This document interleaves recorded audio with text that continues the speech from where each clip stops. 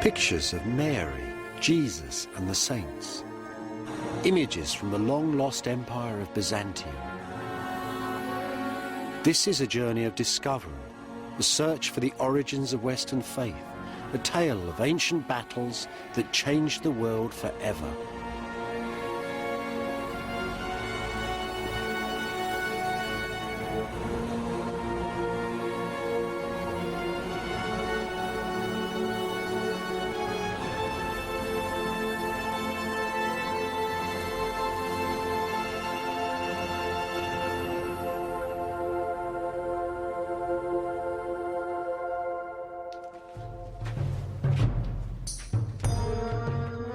Born of the Bible and the pagan Roman Empire, Byzantium still stands at the heart of the modern world. Its ideas of heroes and of villains, of government both good and bad, and the right of law. All the cities of Byzantium held holy images within them. Sacred pictures, it was said, that came from heaven. They were carried into battle. People died to save them from destruction. This is their story.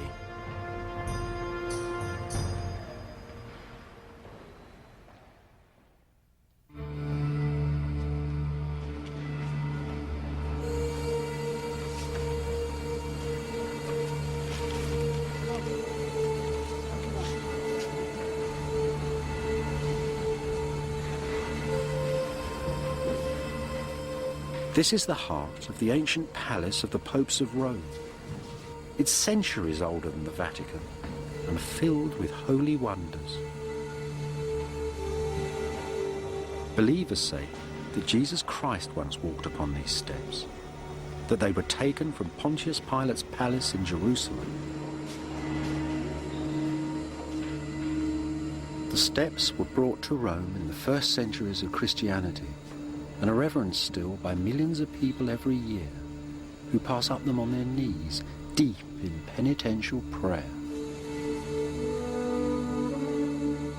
Inside the ancient chapel at their top, Rome's most holy picture, an image made, so it was said, not by human hands at all. A portrait so powerful that when, deep in the Dark Ages, the barbarians stood at the gates of ancient Rome, the awe-inspiring image crippled the tribesmen with its paralyzing gaze and sent them running back to Germany.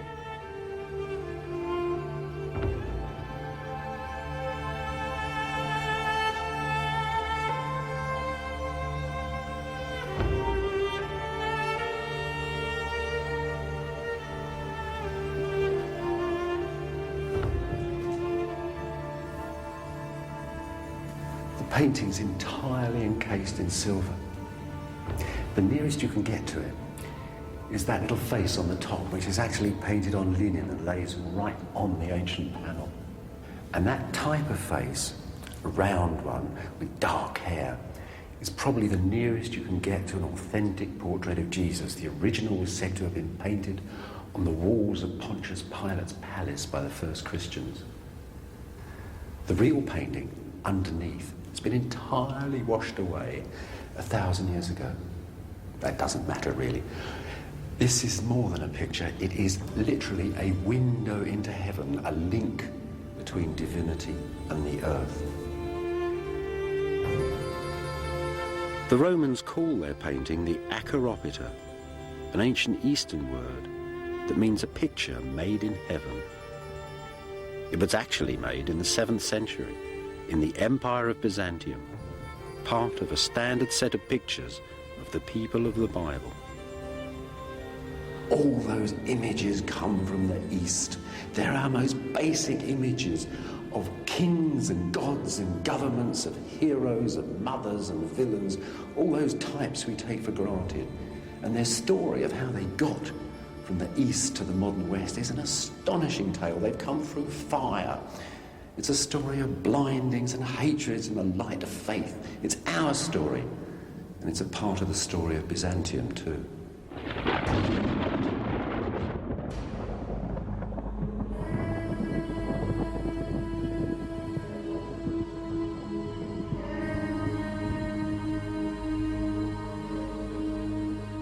The story starts in the year 360, just a few years after the Roman Empire had accepted Christianity, when a pagan pilgrim came here to the Greek sanctuary of Delphi to ask the god Apollo if the ancient pagan images would ever again be honoured and worshipped in the ancient ways.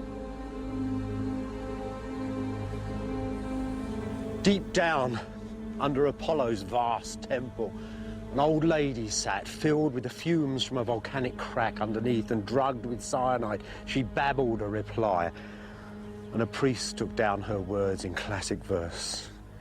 Tell the world the glorious temple has fallen. Apollo's springs are dry. The world no longer has a prophet.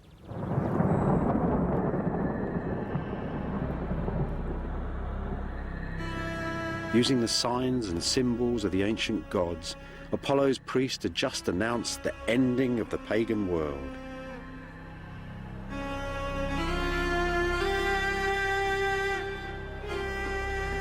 In the pagan world, the gods controlled everything.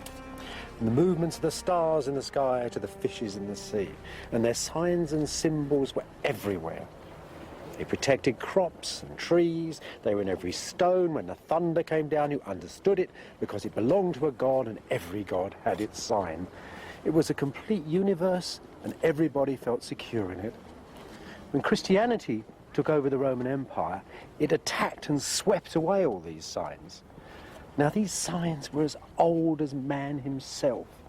And Christianity was pretty poorly supplied with alternatives. After all, it was a language of books and words. But unless it was to fail, it had to develop, and develop quickly, a whole new set of images for the world.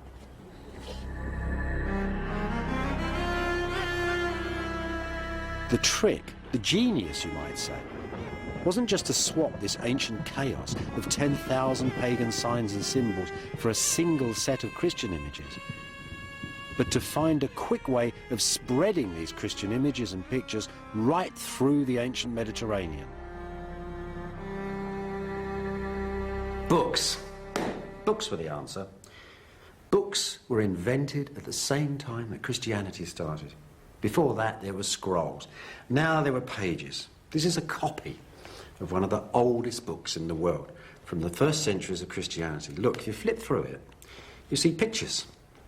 They're illustrating the narrative. If that had been a Christian book, it could have gone from one end of the Mediterranean to the other and taken a whole set of Christian pictures, a story for the walls of a church.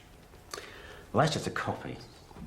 These images, these ancient images, are so precious that real books of that age, from the 5th century, some of the oldest pictures in the world that have come from books, are now not in books but trapped in glass. Look, here is Jupiter. This is a pagan book illustrating pagan poetry, and it's a picture of Jupiter, the king of the gods, and he's got a halo, just like Christian saints will have in their pictures. And he's holding a globe, just like Christ will in 1,000 churches. And he's sitting under the ark of heaven, as Christ does. And he's king of the stars and the moon and the sun. This is a pose which says to you, king. You can't have Jesus, king of the world, unless he looks like a king. That looks like a king. That's where they're getting, as it were, their iconography from, straight from the pagan faith. Now look at this. Here's another one of these very precious ancient illustrations, really the roots of our Western art. Think of that. When you make gestures today, when you go victory or communism, fascism, bang, bang, you're doing universal gestures. They get emotions in you immediately. This said to the early Christians similar sorts of things. Look, here is a Roman general and his mistress and a friend having dinner. They're sitting round a table, they've got halos on. Everybody would know this was an imperial table. There's a way of drawing tables, even with a fish on a plate in the middle. You'll see that in churches. You'll see that same image, except there, it becomes the Last Supper.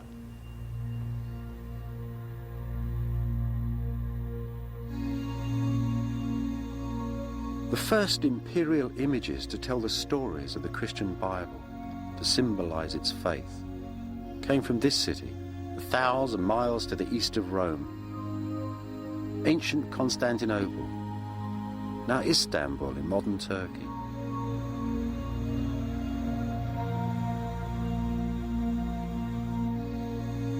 The Emperor Constantine the Great dedicated this column when he founded Constantinople in the year 330. From that year on, the city stood at the heart of Constantine's vast empire, the first Christian state, master of the greatest cities the world had ever seen, Alexandria, Antioch and Rome, and the capital of the brand new empire of Byzantium. From the very beginning, Constantinople really sizzled. New religion, new state, new government, everything here was up for grabs. Amazingly enough, we have a good idea of how it felt to be alive inside this city, and at just this time in history. It's a 1,500-year-old press photo. It's not on film, though. It's on ivory. There's the pulp of the poor old elephant's tusk. The Byzantines imported ivory from India and from Africa. This probably came from Africa because it's so enormous. Would have come, of course, through Egypt, up through the empire to Constantinople. The Byzantines loved ivory. They thought it had a texture like living skin. This, then, is the only glimpse we have of life in Constantinople in about the year 420. It's a procession. Two priests are carrying the bones of St. Stephen of Jerusalem on a royal carriage into the imperial palace of Byzantium. The mighty emperor Theodosius II is walking with his ministers and soldiers right through the center of the city. Theodosius' procession would have passed up this very street. This is modern Istanbul. In those days, in the 5th century, it was called Constantinople. We're walking between the docks and the ancient centre of the city. I suspect it was much the same in those days, but there would have been thousands of people watching the emperor on his way to the palace. Do you know, these processions, especially at that time, were a very tense affair. These sort of cities, these great classical cities, were 1,000 years old. But the Christian bishops that ran them were starting to look at them with brand new eyes. The times really were a-changing. They saw the rich on the way to church to tend to their souls, kicking beggars out the way by the doors of the church, children mutilated by their parents to make them look more pitiful. And they saw the rich women walking, they said, with 1,000 meals swinging from their ears. And they didn't like what they saw. The Christian bishops wanted a moral city, a sexless city, a pure city, and a more equitable city too. So that, perhaps, is why the emperor isn't sitting in his carriage, but walking in the street and carrying a candle with his courtiers. From the bones of a poor man from Palestine, riding in the royal coach. The emperor's procession was on its way to a grand square, halfway between the palace and the court church. I think our ivory procession would have passed through here, right through the heart of the ancient city. Now, you see that Turkish bath over there? That's in about the same place as the gate on our ivory. And see the great high dome on the gate? And see that figure of Christ, that face of Christ on the gate? That was such a famous figure. It was called Christ of the Gateway, the most famous and influential portrait of Christ. It was copied from the great shining ivory statue of Zeus of the Seven Wonders. That was parked in a palace just over there. Now, think of our procession moving along. You see, they're going past this great portico, 3 high stories of it, people peering out arches, looking down, swinging their incense, pleased to see the saint arriving in the city to make the new Jerusalem, joining heaven to earth. And over there, look, that's about a spot where the church, the brand new church of St. Stephen is being built. It's ready to receive the relics, but they haven't finished the roof and the tilers are still working away up there. But the Empress is proudly waiting by the door, holding a cross. And that is quite extraordinary. For the first time in the ancient world, the centre of attention is not the emperor, but an empress. She carries the cross of victory. She receives the holy relics into her church. It's probably the Virgin Empress Pulcheria. In that most ancient language, signs and symbols, the little ivory is telling us about an ancient revolution, and one that still affects the world today.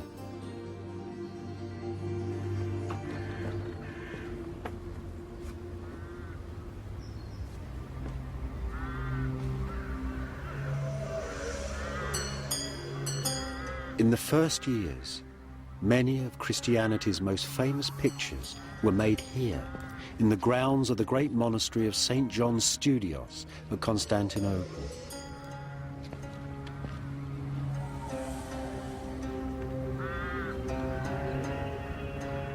These monasteries were Pulcheria's holy battlegrounds, the places where she conjured up the sacred images and metaphors with which she waged her earthly arguments.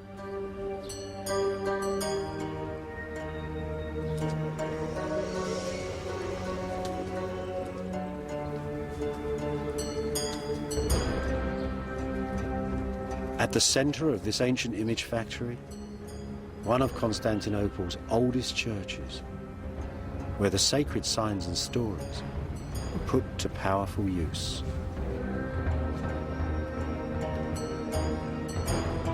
Imagine that it is Easter, April the 15th, 428, and that this nice new church is filled with all the nobles of Constantinople, men downstairs, women upstairs in the galleries.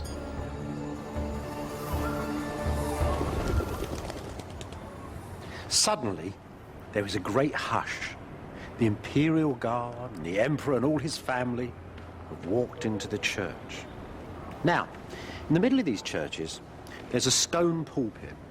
For more than a century now, preachers have been giving fire and brimstone from these pulpits, using all the language, all the signs and symbols of the Christian faith and the ethics of the Bible. They laid out the whole structure of this brand new Christian empire. And the emperor and his family listened in humility.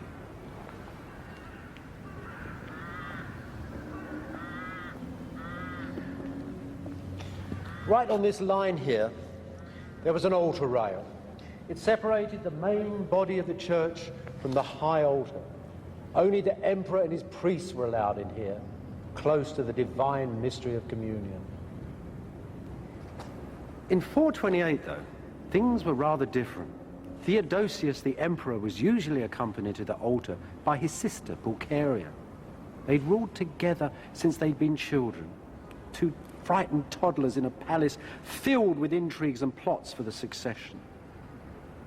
When she was 14, Pulcheria had hit upon the answer. She dedicated an altar to her own virginity and to the rule of the emperor.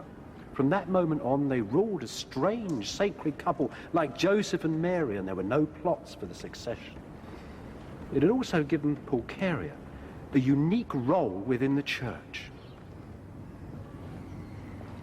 On that particular Easter day, though, things turned out rather differently. Pulcheria's way to the altar was barred by the new Patriarch of Constantinople, one Nestorius. He said that only men could enter the sanctuary. Pulcheria was aghast. Her new role as a virgin had projected women in a different way. She was as pure as gold, she said. She had kept herself as soft as fleece to receive the Holy Spirit. Have I not given birth to God, she cried. Nestorius, though, was a man of the old school. He preferred to see women as the daughters of Eve, that unfortunate lady who dabbled in snakes and sex and sin. You, he said to Pulcheria, have given birth to Satan. And there you have it, really. The three roles of women laid out in the early Christian church: sinners, virgins, and mothers. By opening the debate, Pulcheria not only advanced the role of the Virgin Mary and women in Byzantium, but defined the role of women in Christendom forever.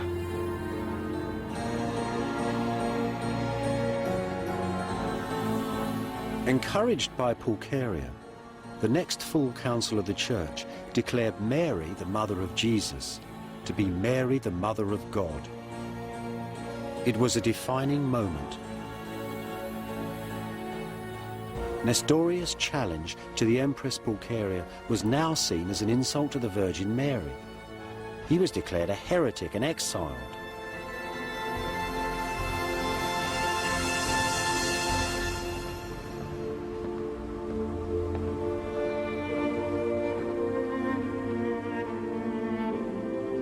Thanks to Pulcheria, the family of the Emperor of Byzantium had become a mirror image of the Holy Family in the court of heaven.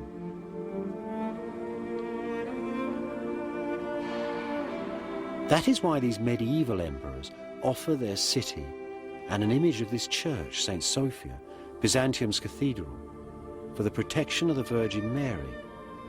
Christ's mother is their mother too. After Pulcheria, the emperors of Byzantium ruled by divine right and by right of birth, and all later Western kings imitated them. Pulcheria had cast that spell of power and sanctity that still surrounds the offices of government today.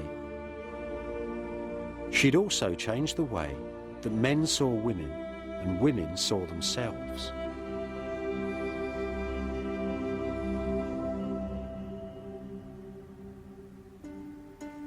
Once more, ancient images tell the story. Pagan Greeks and Romans loved public displays of sexuality inside the city. They seemed to hold the force of life within them.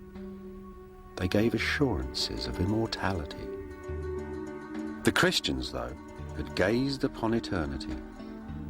Just as they destroyed the pagan temples, so they attacked the pagan body image. Byzantine preachers said that the silent power of nakedness threatened anarchy within the family and the state, and it was covered up.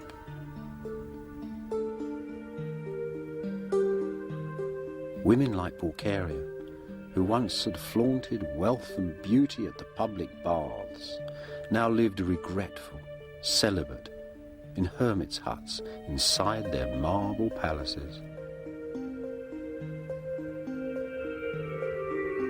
No longer was each man an Alexander and every woman Venus.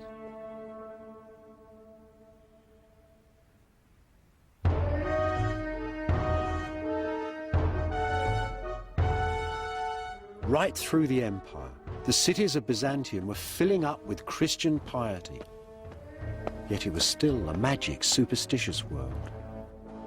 A world, too, where those who knew the will of God held quite enormous power. Hermits like St. Simon of the Pillar, who preached in Syria, and did not hesitate to question the behavior of the emperor himself. Since you have become arrogant, O Emperor, and since your heart has forgotten the Lord your God who gave you the imperial crown and the imperial throne, and since you have become a friend of the feckless, faithless Jew, then know this: soon you will face divine judgment, and then you will raise your hands to heaven and moan. Impiety, then, brought down the wrath of God. Piety, on the other hand, brought prosperity, good government, and victory too. The preachers kept their eyes on the great cities and on the countryside as well. For the people who fed and fueled Byzantium were also at the mercy of the Lord.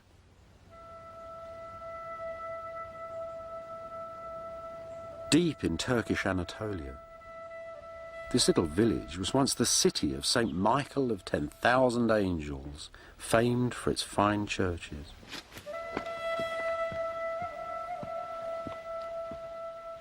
In Byzantium's countryside, life was on a knife edge between prosperity and starvation, between flesh and the devil. Magic stones still eased the pain of reaping and of childbirth. Magic images, half cockerel, half snake, all dressed in armour, still kept the evil eye at bay. Byzantium was built on the memories of this pagan past, sometimes even from the same old stones.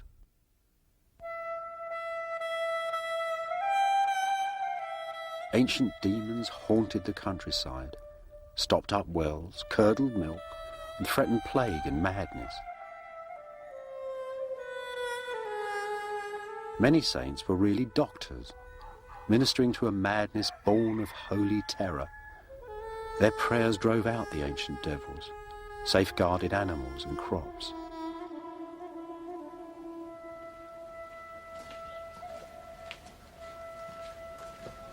For archaeologists, of course, such goings-on are very hard to excavate, yet sometimes there are clues to them, still lying on the swelling earth.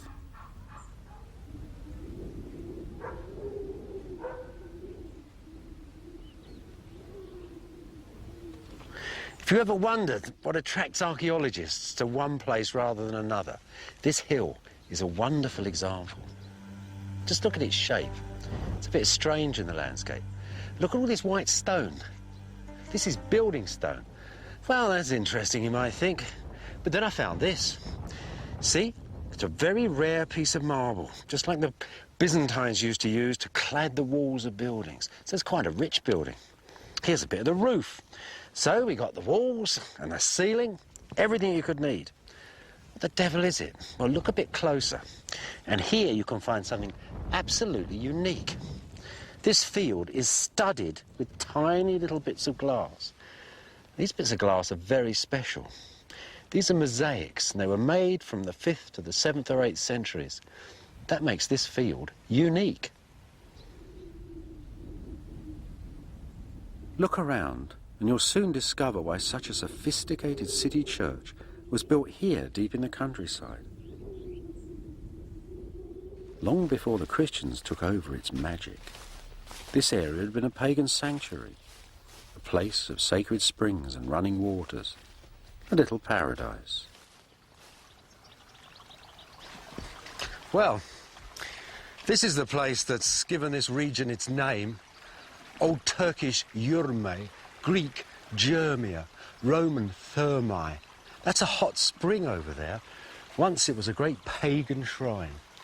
That Christian church then, that Christian church on the hill with those mosaics, perhaps that's its exact descendant. It's a magic place. Once there were many places like this in Anatolia. Once upon a time, in the early years of Christianity, a pagan washerwoman called Hypatia said that she would become a Christian only if she could see the face of Jesus for herself. And straight away, the story goes, she found a portrait of the Lord floating on the waters of the village spring. And she was very frightened and clutched the picture to her breast.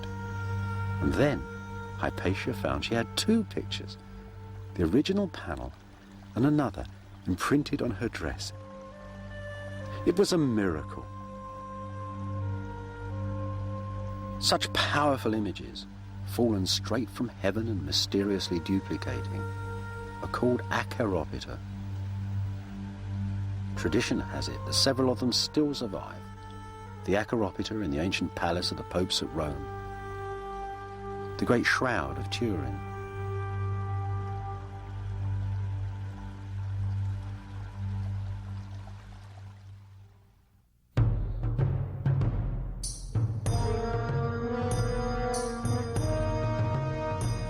in the 6th century, Hypatia's panel painting became Byzantium's battle icon, a picture to paralyze the enemy with a terrifying gaze. With such miraculous signs and symbols, how could the Byzantines ever lose? Yet lose they did, and with that loss, Byzantium and all its signs and symbols were forever changed.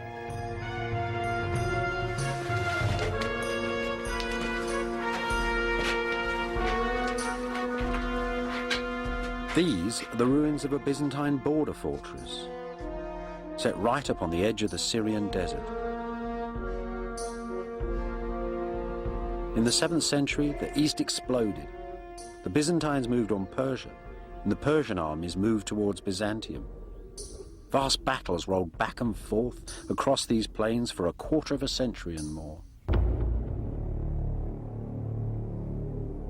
These magisterial armies with their gold and silver and their standards and their generals and all the panoply of ancient war.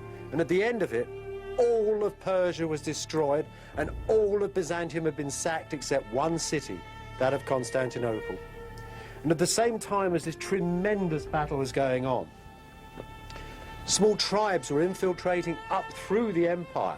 One of them brought bubonic plague.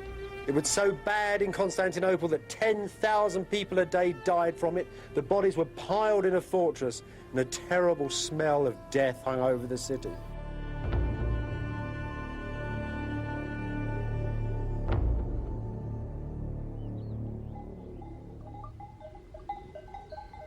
One of these tribes, from a Byzantine trading city in Arabia, found a great prophet in their midst, Muhammad. Muhammad had the ability to turn a personal religious revelation into an immediate political reality. Fired by his genius, the armies of Islam swept through the devastated landscapes of the East. In 636, in a gigantic battle on the Golan Heights in Syria, the Byzantines were crushed. Not long after, the best part of the Byzantine Empire, that vast empire that once had run from Spain to Syria, was ruled by Arab courts. At the same time, the nation of the Slavs had broken through the northern Byzantine defences on the Danube and were raiding south, down into Greece and even threatening Constantinople. Old Byzantium was completely broken. An ancient way of life was coming to an end.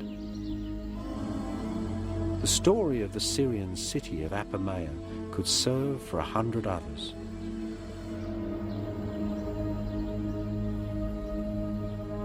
Apamea had been a huge rich city for 1,000 years. In pagan times, it had had a sprinkling of philosophers and fine temples. Antony and Cleopatra came here on their honeymoon. Byzantine Apamea, too, had its share of elegance, of churches, relics and fire-eating bishops. There'd been hundreds of cities like Apamea throughout the Empire of Byzantium. But now, after the Great Wars, they'd all collapsed. It's very difficult to see a disaster in archaeology. Things stop, all you get is ash. In the Byzantine Empire, coinage practically stopped being issued. This meant that nobody could collect taxes, nobody could mend anything anymore. There were no inscriptions. History practically stopped. After the 7th century, the survivors came back into the ruins and started to build little houses and small fortresses amongst the great spines of the broken cities. At that point in the world, Constantinople was the only imperial city left unconquered. You could say that Byzantium had changed from an empire of cities to an empire of fortresses.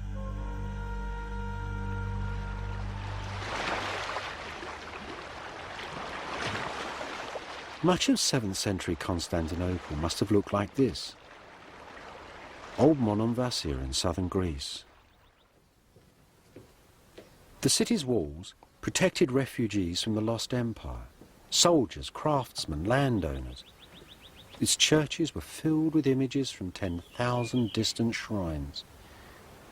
Its open squares and public highways were choking up with curving lanes and little alleyways. The scale of life had changed completely.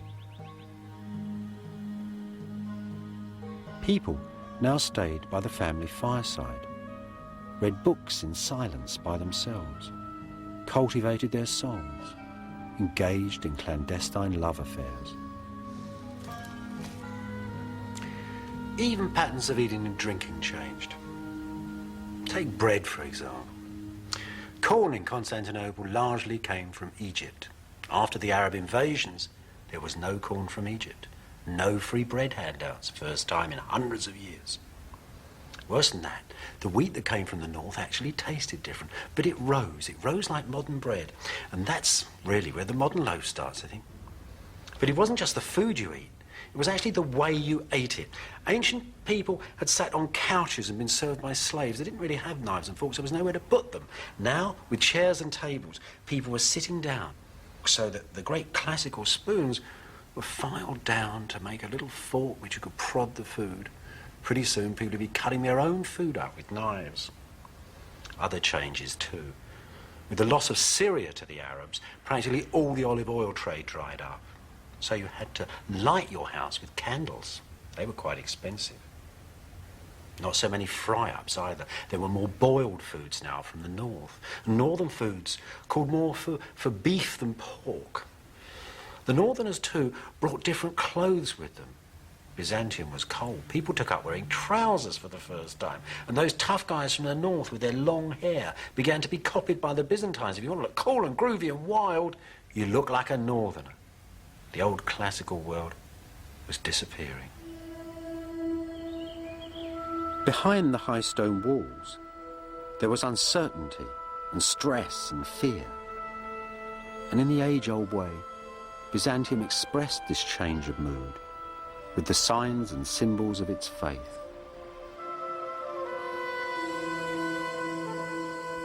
This is a very good example of what I mean. In its day, this coin was absolutely unique. Instead of having a picture of the emperor on the front, it had a picture of the Christ that was over the palace gate. It's extraordinary. Nobody knows why it was done. One sure thing it did. It cut the Arabs off from using it because they didn't agree with religious portraits. So the Byzantine exchequer was sort of shut off from them from this moment because the coins had a picture of Christ on. There's another side to this too. There were lots of Byzantines at the same time who didn't like pictures of Christ. There was a debate broke out inside Byzantium whether it was a good idea or not a good idea to have images. It was a debate that went on with blindings, burnings, maimings and ferocity for over 100 years, and it changed Byzantium forever.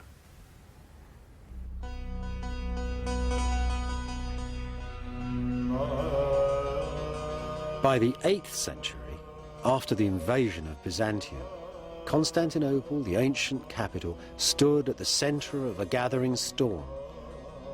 A storm called iconoclasm, which means quite literally the destruction of the images.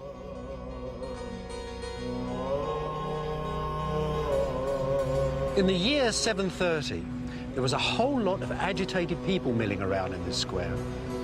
They'd come here because they'd heard that the emperor wanted to take down the great picture of Christ that hung above the palace gateway.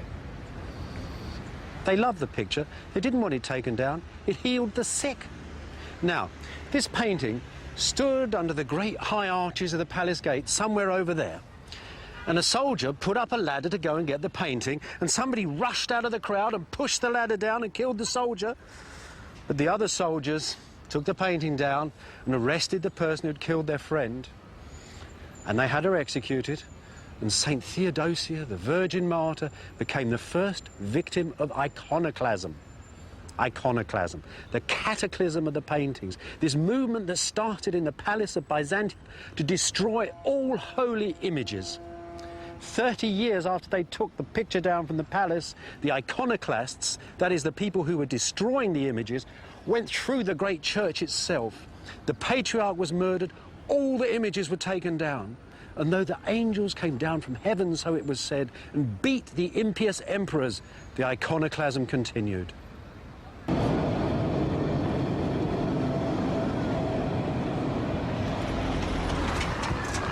Glass mosaics were pounded into dust, books were ripped apart, wooden panel paintings chopped into pieces, and the blood of the holy images, so it was said, soaked the clothing of the iconoclasts.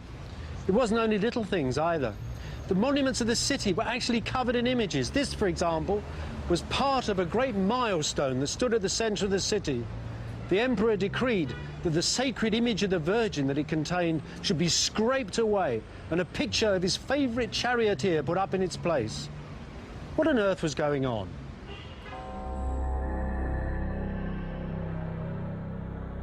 Once more, Signs and symbols tell the story. About the year 750, that same emperor who so hated holy images restored this fine old church, St. Irene's in Constantinople. The plain cross is the measure of the man, the pious Emperor Constantine V, a single-minded soldier. Like other emperors and generals of the time, Constantine V believed the sacred pictures were evil in the sight of God. The church contains no other images. We move in a dangerous and mysterious age.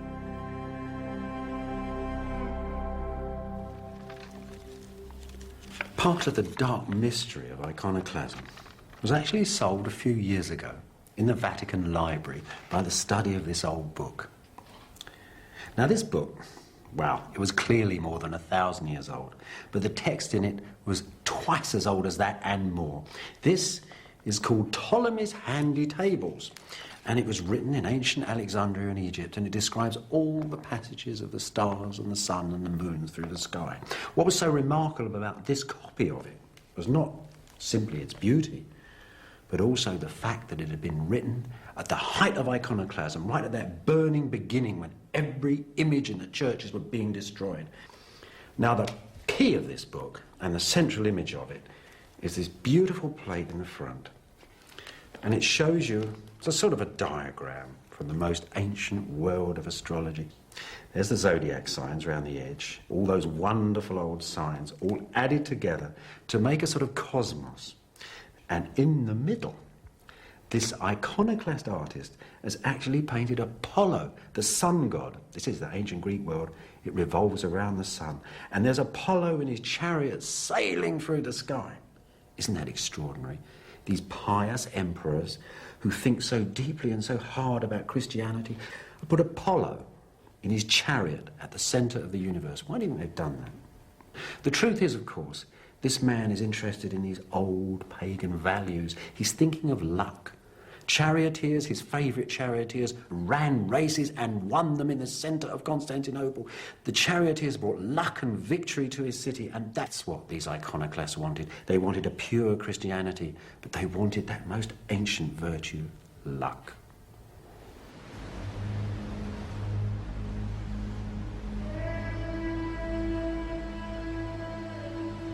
In the great spasm of iconoclasm that passed through Byzantium in the 700s, the monasteries and nunneries along this lonely coastline to the south of Constantinople sheltered both the artists and the holy images.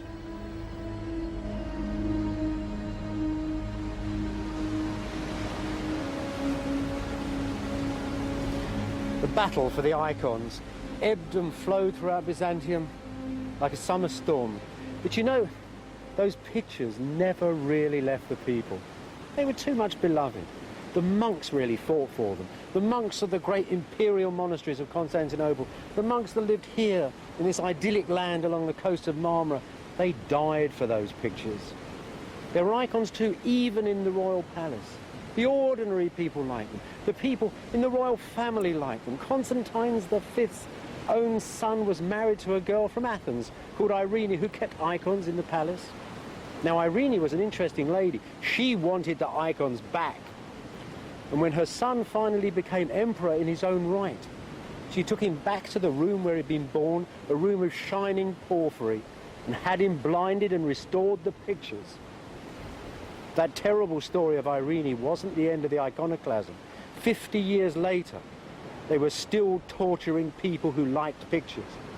A painter called Lazarus had his hands forced down on sheets of red-hot iron to stop him painting, and still he got a paintbrush in his crippled hand and painted a new image of the Halkid Christ on the gate of the imperial palace. And that, as the people of the city knew, was the restoration of the pictures.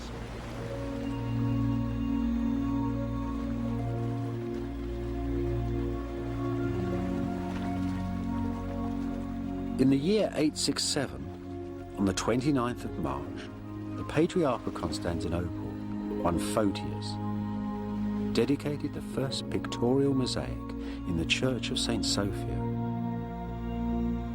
the great cathedral of Byzantium.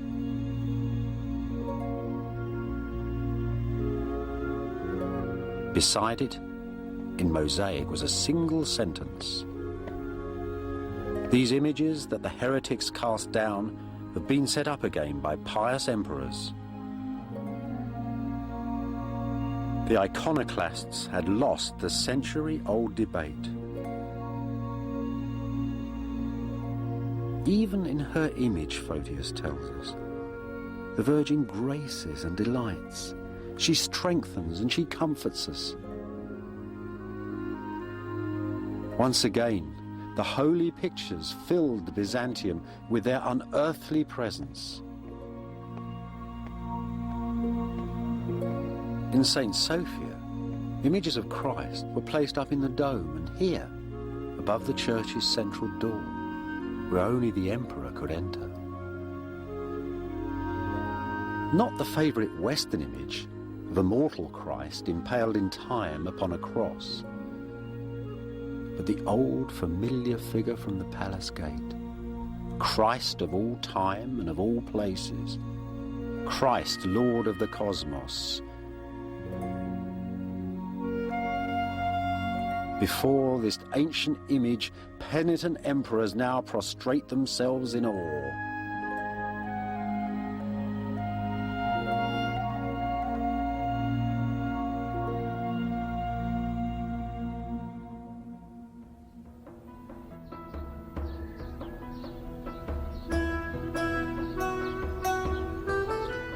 Not long ago, there was a better ending to this story. Here, in the ancient walled city of Nicaea, close to Constantinople. In the first years of Byzantium, the Christian creed had been written in this pretty little city, and approved here too, by the first council of the church. Over the following centuries, Nicaea had filled with little churches. One of them, a miniature St. Sophia, decorated with mosaics that celebrated the return of icons after the iconoclasm. Now, though, you can only see the glittering scenes in old photographs. The triumphant angels, the exquisite Madonna drawn over the shadow of the iconoclast's plain cross. All of this was blown away in the Greek and Turkish wars of 1922, and each side still blames the other.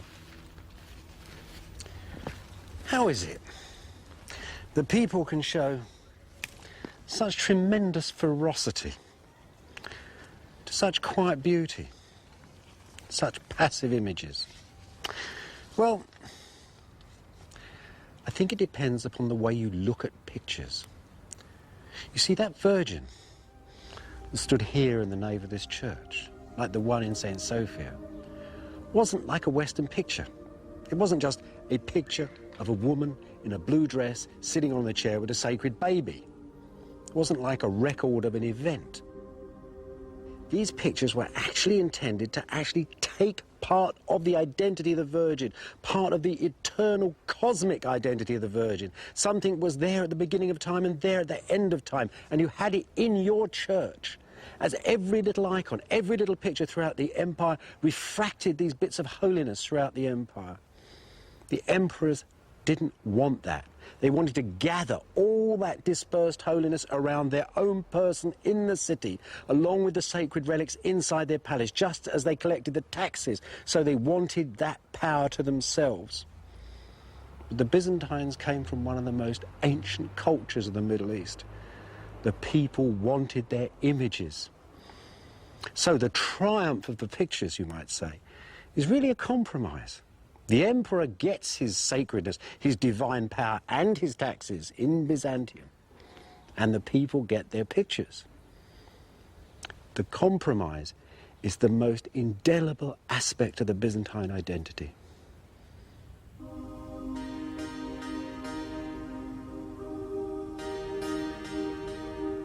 This is a picture of a procession carrying an icon, and it was made 6 centuries ago, in the last years of Byzantium.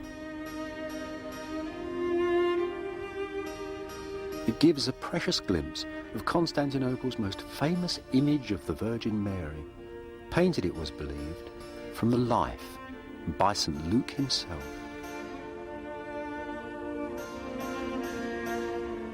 Underneath are some of those who centuries before had fought iconoclasm and found their way to paradise.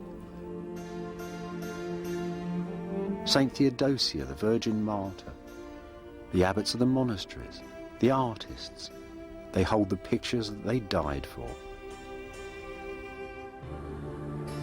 Pictures painted with such passion and precision, such blazing colour, such quiet power.